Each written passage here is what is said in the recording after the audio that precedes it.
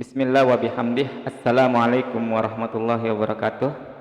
Santri kelas 10 MIA MA plus Abu Hurairah Mataram yang dirahmati oleh Allah. Pada kesempatan yang berbahagia ini kita akan melanjutkan materi kita yang terkait dengan dinamika partikel atau hukum Newton. Yang pada kesempatan kali ini Anda akan mencoba mengeksplor lebih jauh untuk menjelaskan contoh soal yang terkait dengan hukum Newton 1, 2, dan 3. Kita mulai dari contoh yang pertama. Ada sebuah benda diam yang ditanyakan di sini, hitunglah gaya normal yang bekerja pada benda. Misalnya ada benda bermassa 6 kg di sini, kita diminta untuk menghitung gaya normal yang ada, yang bekerja gitu ya. Misalkan kita menggunakan percepatan gravitasi 10 meter per sekon kuadrat.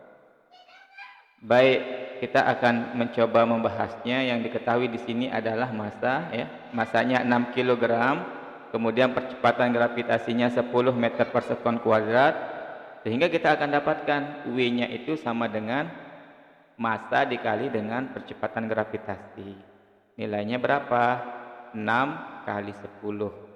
Ya, tinggal dikalikan saja. Massanya 6, percepatan gravitasinya misalnya di sini 10 meter per sekon kuadrat, berarti kita dapatkan 60 kg meter per sekon kuadrat, atau kita singkat dengan 60 Newton. Itu gaya beratnya.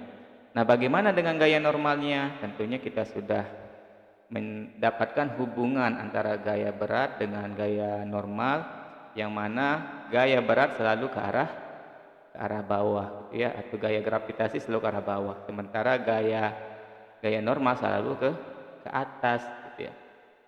Seperti ini ya.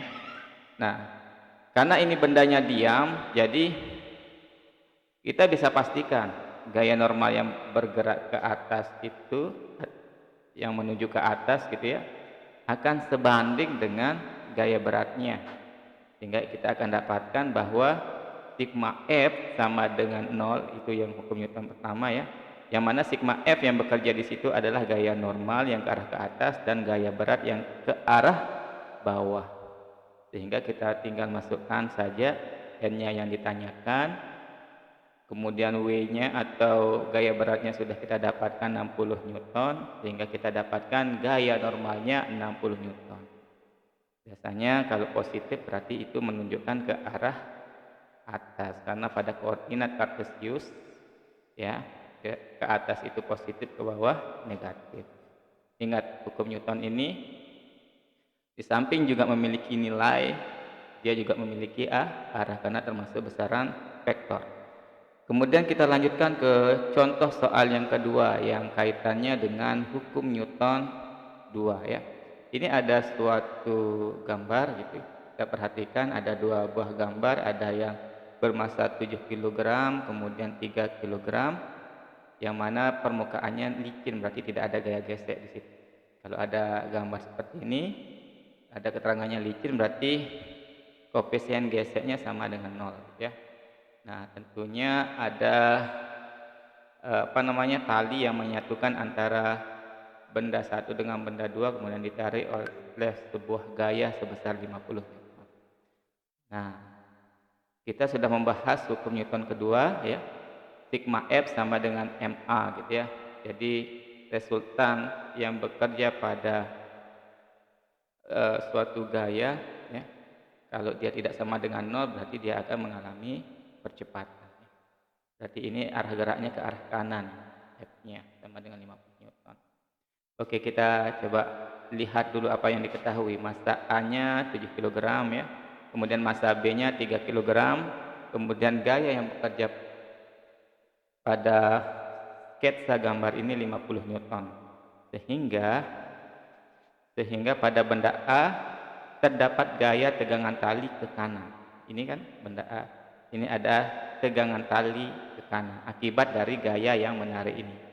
Ya, jadi T-nya ke arah kanan. Sehingga kita bisa dapatkan untuk yang A ya, T sama dengan sigma F sama dengan MA ya, ingat ya. Yang bekerja di situ pada pada apa namanya, benda A ini hanya tegangan tali saja ya.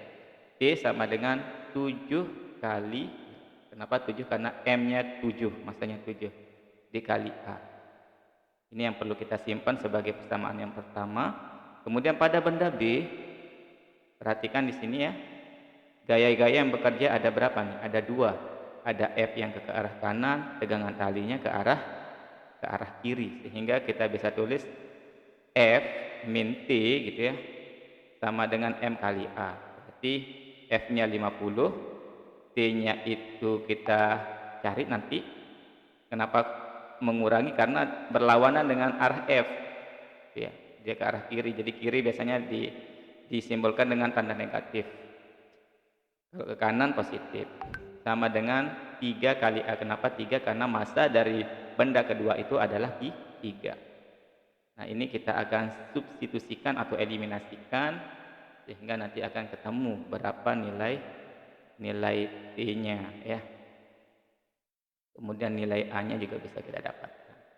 Nah, dari persamaan 1 dan 2 kita eliminasi untuk mendapatkan nilai A. Tadi kan sudah kita dapatkan persamaan pertamanya kan T sama dengan 7A.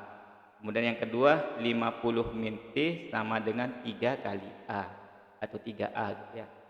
Nah, sekarang kita coba eliminasikan, berarti ini kita tambah ya supaya T-nya hilang kan. T tambah min T kan hilang. Berarti 50 jadinya di sini 7 tambah 3 10A, sehingga kita dapatkan A-nya. Kalau mendapatkan nilai A-nya tinggal 10-nya kita pindahkan ke arah ruas sebelahnya gitu ya. Kalau kali menjadi bagi gitu kan. Berarti A sama dengan 50 dibagi 10. 50 bagi 10 berapa? 5 meter per sekon kuadrat. Ketemu A-nya 5. Kemudian kita masukkan salah satu nilai A ini ke persamaan, entah ini atau ini, boleh mana-mana. Kayaknya lebih sederhana yang ini kan. Berarti 5 meter per sekon kuadrat kita kalikan dengan 7 menjadi 35 Newton.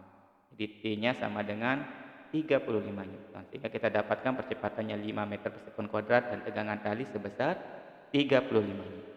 Semoga dipahami. Nah, kira mudah ya. Nanti coba sambil dilatih lagi. Kemudian contoh soal yang ketiga terkait dengan hukum Newton yang ketiga ini ya. Ini sedikit agak rumit. Mohon diperhatikan lebih detail gitu ya. Nah, jika benda ini diam, carilah besar dan arah gaya geseknya. Nah, yang perlu kita ketahui di sini massa A-nya 4 kilo, massa B-nya 5 kilo, kemudian untuk mencari gaya berat pada benda ini berarti tinggal kita kalikan 4 kali 10 40 Newton, kemudian ini berarti 5 kali 10 50 Newton. Nah, pada contoh soal kita anggap katrolnya licin kan. Ya, kita anggap katrolnya licin, maka katrolnya tidak bergerak dan tali tidak bergesekan dengan katrol, sehingga tegangan tali dianggap sama dengan T. Asumsikan gaya gesek F ke kiri. Perhatikan gambar berikut. Kenapa ke kiri? Karena gayanya itu mengangkat benda ini ke atas gitu. Jadi gaya gesek itu kan biasanya menghambat gitu ya. Nah, kemudian ini yang penting kita ketahui, berarti berat B yang tegak lurus, berarti nanti kita akan pelajari lebih detail kenapa cos, kenapa sin ya. Kenapa cos? Karena dia di samping sudut ya. Kalau sin berarti di depan sudut. Ini kan tegak lurus kalau kita buat seperti ini ya. Nah, kita coba kerjakan pada benda A, berlaku apa di situ? Benda A berarti di sana ada berat di sini ya, sama T dengan tali ya. Berarti WA min T sama dengan 0 karena kita anggap tidak bergerak ya. Nah, gaya berat A sama dengan 40 dikurangi T sama dengan 0. Berarti T kita dapatkan di sini 40 Newton. Baik, kita coba lanjutkan untuk meninjau benda yang B ya, yang bermassa 5 kg. Kita lihat pelan-pelan. Jadi gaya apa saja yang bekerja pada benda B kita lihat di sini. Ada tegangan tali ya ke arah atas permukaan ini. Kemudian ada gaya berat, tapi gaya beratnya karena di sini harusnya ke bawah, tapi karena ini ada permukaan tentunya kita tinjau yang arah sin 37 derajat. Kenapa pakai sin 37 derajat? Karena kemiringan dari permukaan ini kan 37 derajat. Nah, kalau kita belajar di trigonometri, yang di depan sudut, ini kan di depan sudut ibaratnya ya, dari sketsa ini. Nah, yang di depan sudut berarti kita pakai aturan sin. Kalau di samping sudut, kalau misalnya ini yang dicari berarti kita pakai cos gitu ya, samping sudut. Nanti akan lebih detail kita pelajari masalah trigonometri ini pada mapel matematika ya. Oke, kita lihat di sini. Kemudian selain gaya berat juga bekerja di sini gaya gesek ya, gaya gesek. Asumsi kita gaya geseknya melawan arah gerak dari massa 5 kg ya. Oke, kita bisa tulis secara matematisnya berarti yang ke kanan ya, kita ke kanan anggap saja ini kanan walaupun agak serong T ya, kemudian dikurangi karena berlawanan arah dengan T kan, dikurangi dengan gaya berat dikali sin 37 derajat dan gaya gesek sebesar F ya, F kecil ya, untuk simbol dari gaya gesek sama dengan 0. Kenapa 0? Karena lagi-lagi sesuai dengan soal ya, benda ini diam ya. Nah, tinggal kita masukkan, tadi sudah ketemu T-nya sama dengan 40 Newton, kemudian gaya beratnya sudah kita dapatkan 50, jangan lupa dikali ya, 3/5, karena sin 37 ini nilainya 3/5, bisa dicek di kalkulator, tinggal dicari ya, sin 37 itu nilainya 3/5. Kemudian dikurangi juga dengan F, ini yang dicari ya, gaya geseknya, sama dengan 0. Nah, tinggal kita kalikan 50 kali 3/5 sama dengan 30, sehingga kita dapatkan 40 dikurangi 30 dikurangi F sama dengan 0, 40 kurangi 30 sama dengan 10, sehingga kita dapatkan F-nya sama dengan 10 Newton. Itu artinya bahwa asumsi kita yang gaya geseknya ke sini ya, ke arah kiri itu benar. Jadi kita dapatkan F-nya sama dengan 10 Newton ke kiri. Kenapa kita sebutkan seperti ini? Karena ingat gaya gesek itu juga termasuk besaran apa? Besaran vektor yang di samping memiliki nilai, dia juga memiliki arah. Oke, mungkin demikian yang bisa Anda sampaikan. Semoga bisa dipahami dan dimengerti dengan baik ya. Tetap latihan di rumah. Kalau memang ada buku-buku LKS atau buku paket atau beberapa sumber yang dari internet, bisa antum jadikan sebagai sumber referensi dan untuk menjawab latihan-latihan yang ada pada buku atau LKS tersebut. Demikian, wabillahi taufiq wal hidayah. Wassalamualaikum warahmatullahi wabarakatuh.